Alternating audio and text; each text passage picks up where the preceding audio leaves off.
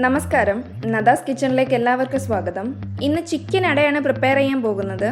ഇത് ചായയുടെ കൂടെ ഒരു ഈവനിങ് സ്നാക്കായിട്ടും അതുപോലെ തന്നെ ഡിന്നറിനാണെങ്കിലും കുട്ടികൾക്ക് ലഞ്ച് ബോക്സിൽ കൊടുത്തുവിടാനാണെങ്കിലും ഒക്കെ പറ്റുന്നൊരു റെസിപ്പിയാണ്. വീഡിയോ കാണുന്നതിന് മുമ്പായി ചാനൽ ഇനിയും സബ്സ്ക്രൈബ് ചെയ്യാത്തവർ സബ്സ്ക്രൈബ് ബട്ടൺ അമർത്തി പുതിയ വീഡിയോ അപ്ലോഡ് ചെയ്യുന്നതിന്റെ നോട്ടിഫിക്കേഷൻ ലഭിക്കുന്നതിനായി ബെൽ ഐക്കൺ കൂടി അമർത്തുക. വീഡിയോയിലേക്ക് പോകാം. ഒരു ബൗളിനകത്തേക്ക് 2 കപ്പ് അരിപ്പൊടി ഇട്ട് കൊടുക്കാം. ഇതിനകത്തേക്ക് ആവശ്യത്തിന് ഉപ്പ്, കുറച്ച് പഞ്ചസാര, കുറച്ച് ഏലക്കാപ്പൊടി, ഇതെല്ലാം ഇട്ട് നന്നായി ഒന്ന് മിക്സ് ചെയ്ത് കൊടുക്കാം. പഞ്ചസാര ഏലക്കാപ്പൊടിയും 1/2 ടീസ്പൂൺ വെച്ചാണ് ഞാൻ എടുത്തിരിക്കുന്നത്. ഇതിനകത്തേക്ക് നല്ല തിളച്ച വെള്ളം ഒഴിക്കണം. വെള്ളത്തിന് നല്ല ചൂട് വേണം. കൈ വെച്ച് നമുക്ക് ആദ്യമേ കുഴയ്ക്കാൻ പറ്റത്തില്ല, അതുകൊണ്ട് ഒരു സ്പൂൺ ഉപയോഗിച്ച് പതുക്കെ നന്നായി ഒന്ന് മിക്സ് ചെയ്തെടുക്കണം. ഞാനിവിടെ അരിപ്പൊടിയാണ് ഉപയോഗിച്ചിരിക്കുന്നത്. ഇതിന് പകരം നിങ്ങൾക്ക് ഗോതമ്പ് പൊടിയാണെങ്കിലും ഉപയോഗിക്കാം, അതുപോലെ തന്നെ മൈദ ആണെങ്കിലും ഉപയോഗിക്കാം. മൈദയും ഗോതമ്പ് പൊടിയൊക്കെ എടുക്കുന്നതെന്നുണ്ടെങ്കിൽ ചൂടുവെള്ളത്തിൻ്റെ ആവശ്യമില്ല, സാധാ പച്ചവെള്ളത്തിൽ കുഴച്ചാൽ മതി.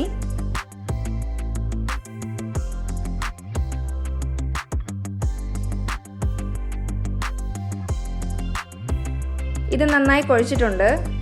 ഇനി ഇതിൻ്റെ ചൂടാർന്ന് വരെ അടച്ചു വെക്കാം.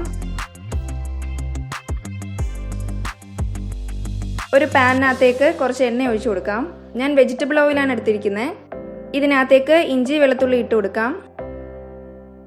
ഇത് നന്നായി ഒന്ന് മൂപ്പിക്കണം. സവാള അരിഞ്ഞതിടാം. സവാള നന്നായിട്ടൊന്ന് വഴറ്റിയെടുക്കണം.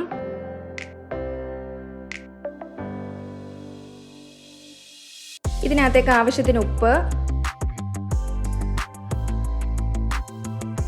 പച്ചമുളക് ഇട്ട് കൊടുക്കാം. ഞാൻ 1 പച്ചമുളക് എടുത്തിരിക്കുന്നത്. 1 തക്കാളി അരിഞ്ഞത് ഇട്ട് കൊടുക്കാം. തക്കാളി നന്നായിട്ടൊന്ന് വെന്ത് വരണം.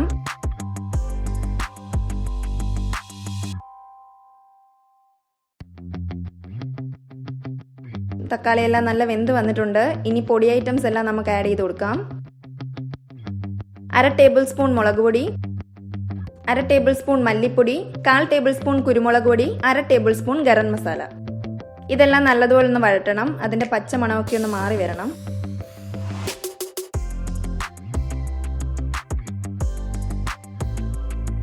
ചിക്കൻ വേവിച്ച വെള്ളം ഇതിനകത്തേക്ക് ഒഴിച്ചു കൊടുക്കാം.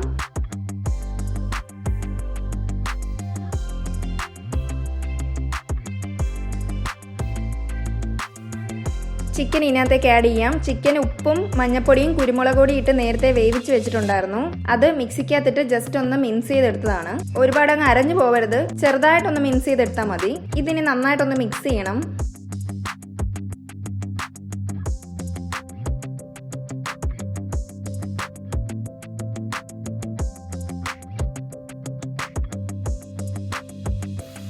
ഇതെല്ലാം നന്നായി മിക്സായി വന്നിട്ടുണ്ട്. ഇതൊരു ബൗളിലേക്ക് മാറ്റാം.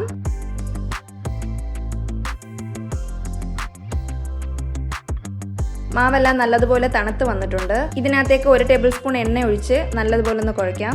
മാവ് നന്നായി തണുത്തിട്ടുണ്ട്, അതുകൊണ്ട് ഇനിയിപ്പോൾ കൈവച്ച് തന്നെ കുഴയ്ക്കാം.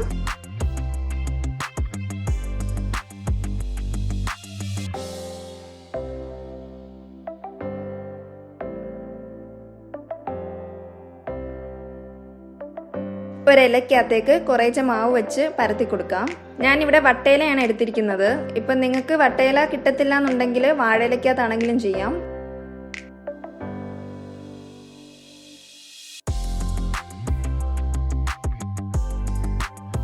അരിമാവായതുകൊണ്ട് തന്നെ നല്ല സ്റ്റിക്കി ആയിരിക്കും. ഇടയ്ക്കിടയ്ക്ക് വെള്ളത്തിലൊന്ന് കൈ മുക്കി കൊടുത്താൽ മതി. ഇതിനകത്തേക്ക് റെഡിയാക്കി വെച്ചിരിക്കുന്ന ഫില്ലിങ്സ് വെച്ച് കൊടുക്കാം. ഫില്ലിംഗ് ഒരു സൈഡിലായിട്ട് വെക്കണം.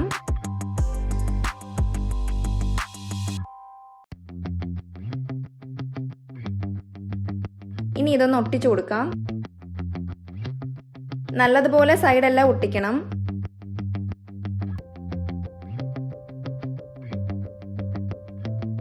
എല്ലാം ഇതുപോലെ തയ്യാറാക്കി എടുക്കണം. സ്റ്റീമർ ചൂടാക്കാനായി വെക്കാം.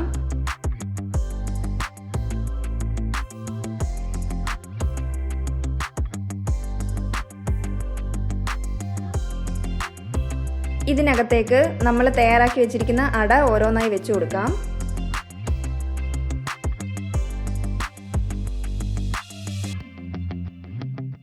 ഒരു 10 മിനിറ്റൊക്കെ ആകുമ്പോഴേക്കും അട റെഡി ആയിട്ടുണ്ടാകും.